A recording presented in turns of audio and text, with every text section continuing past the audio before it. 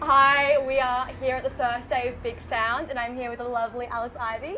Thank you for joining us. Thank you. Have you been to Bigsound before?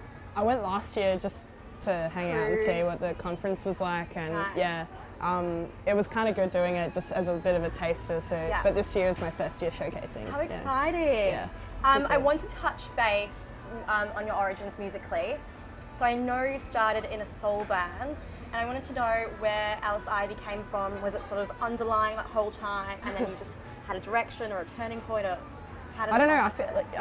I used to play guitar in a 25-piece all-girl band. Wow. And we played. We toured Europe a couple of times. Did the Montreux Jazz Festival. Did the Paretta Soul Festival. So I kind of got a lot of touring experience from a young age, and doing sound checking and line checking, and just being at a busy schedule. So I kind of understood the kind of touring life at a young age. To do as well. And then I started to produce music a couple of years ago, and that's where I sort of realised that as much as I have a lot of fun playing in bands, you can kind of create this sort of major soul sound, with the mix of beats on your laptop, and you can do it yourself. And so that's sort of, I kind of really love music by the Avalanches, Jade Dilla, Onra, Grammatic, just a whole bunch of, I just really love that kind of music. And I think you're joining that new wave as well, where it's resurging again, sampling and whatnot. Yeah. Where do you sort of source your, I hate the word inspiration, or what's your journey? I hate those. But you've come from somewhere. Is this something do you just sample things that come to you, or do you seek them out? I think it's more so I do a lot of listening, and if something stands out to me, I sample it. You'll file it. But obviously, not all my music is sample based. Some of my tracks are actually I do a lot of recording at home, so there could be the occasional horn line that I sample, or a little radio snippet that I sample. So. It's sort of coming to a stage where I'm getting my own horn sections in, and recording drums myself at home and stuff like that. Just because it's just it's totally your own thing, but the samples still remain a core part of my music. And I think from the listening that I do to a bunch of old records, and just trolling on the internet late at night, SoundCloud and stuff like that, I just find stuff that really excites me and that I think would be really amazing in a live environment, and I run a beat underneath it and just work it up. Yeah. Cool. Because you're a musician and a producer when you think about it. You're a guitarist, you're a vocalist, you make beats. Yeah. So do you affiliate yourself with all of those things, or you associate yourself with you've played guitar for so long, you're a guitarist?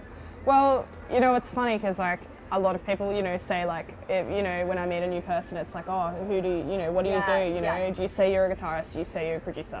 I used to say that I'm just a guitarist, but now I probably say that I'm a producer. Isn't that interesting? Do you think you've transitioned to that now? Well, yeah.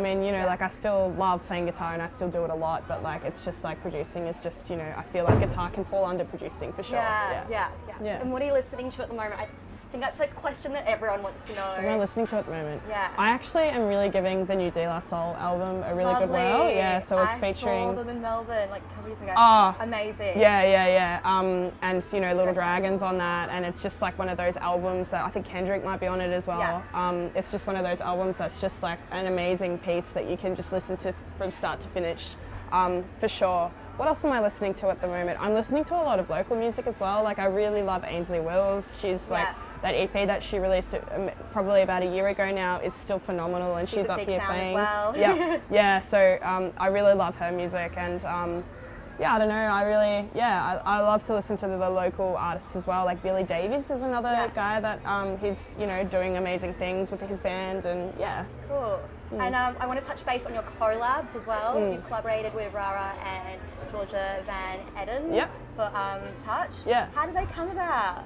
Well, Georgia and I actually used to play in this 25-piece girl band, so we kind of have known each other for a long time. And what was the 25-piece called?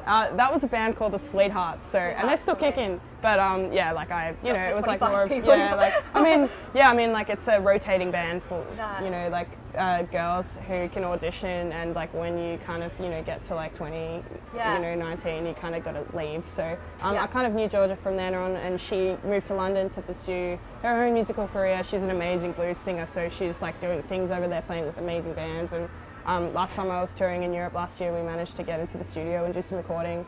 Rara, I've always been a fan of. I love their live shows. They're so energetic and they're just such great guys and so loose on stage. So yeah, I kind of decided to reach out to those guys because I felt like they'd be a really cool group of guys to collaborate with, especially on Almost Here. And did you bring the music to them, or is it sort of a scenario where you all come in together? So I wrote the track. Nice. Yeah, I wrote like all the beats and everything, and I wrote the verse. Like I wrote, you know, like everything, and then I passed it to them, and then we went into the studio and wrote the rap. So like, I mean, like they did the, you know, like they wrote it, and then we kind of like structured it together, and yeah, that's sort of yeah. It's, you know, like I feel like it's just great getting into the studio with a bunch of musicians and just like working together on a track. I feel like, you know, passing back and forth a track is just so hard. Yeah. You know, I feel like it's just so much easier to jump into the studio and just do it. Genuine in some ways. Yeah. I guess some people can do that, but in just working with energy as well. Yeah, sort totally. of get where they're at. You sort of need to meet them face to face. Yeah, and it's so much easier just instead of communicating on email and you know all that kind of stuff. Nice. Yeah. So your official showcase is tonight. Yeah. Excited? 9-10 at the Woolly Mammoth. Woo! Yeah. Are you coming? Yes, we're all coming. Great. You also mentioned that Singapore, you played there. You played at the Noise. I read on your Facebook that was the biggest stage you've ever performed at. Yeah. It was amazing. How was that? Yeah, it was crazy. Like crazy place, Singapore. Yeah. Really great. Yeah. I heard the crowd there is so different. Like really not rowdy. That's not the right word, but they just go really. Yeah. Like they do go hard, but like I feel like electronic music is still an upcoming, I don't know, it's a very general comment of me to say this, but I feel like, you know, like a lot of people sort of, when they see that I'm an electronic artist and they go and see me, they don't know what to expect. Yeah. But I feel like, you know, you just gotta, I felt like I kind of did alright. Like I feel like I kind of captivated the audiences over there, and you know, we were playing to like 2,000 people on the Esplanade in front of the Sands Hotel. It was like the craziest thing ever, and I feel like people were really receptive of my music over there because I haven't really seen something like that before. Yeah. And you know, like we had a great time regardless anyway in Singapore. Like we were hanging out with some really cool producers and bookers and like guys from the Singapore Arts Council who are just doing amazing things over there. So we had a really great time. It was awesome. Great. And you also played in New York this year. Yeah, that was again like another one of those things which was just like, whoa, yeah. I mean, like I just played the one show in New York as a little, you know, like a little tester, and we played at pianos, and we actually played with Cub Sport, Brisbane band, Love Cub Sport. Those guys are such legends. Really? Yeah, so we were kind of just like hanging out, and played the show, and then just saw a bunch of music in New York and did some writing, and it was amazing. Lovely. It's cool. So you also you're playing later on in the year at Strawberry Fields, Paradise, then you've got New York, on the Hill. Yeah. That's crazy. There's a couple more things to be announced as well. Oh, wow. Yeah, so I've still got some There you stuff go. up my sleeve that I haven't really announced yet. So like the rest of the year is just like. Are you excited? So, yeah, I'm stoked. Like this is what I want to do. Yeah, so. It's been a crazy year. Yeah. Where do you see yourself next year? I don't know, like It's tough looking that forward ahead, but considering you've got so much going on now, do you think you're going to keep creating music? Oh yeah, totally. Like I'll, you know, like hopefully the album will be, you know, like we're working on an album at the moment. It's sort of getting pieced together now, so hoping to drop that next year, and hopefully America will be on the cards, and obviously like a few more headline tours, and you know, just to hopefully I be able to play with more people and you know, collaborate with some amazing people. Lovely. Like that's just what I want to do. Yeah. Great. Thank you so much for joining us, Alice. Thank you. You've been lovely. You've heard it here first. She's getting an album out next year. I'm here with Alice Ivy. Thank you very much. Thanks. Thanks for doing that.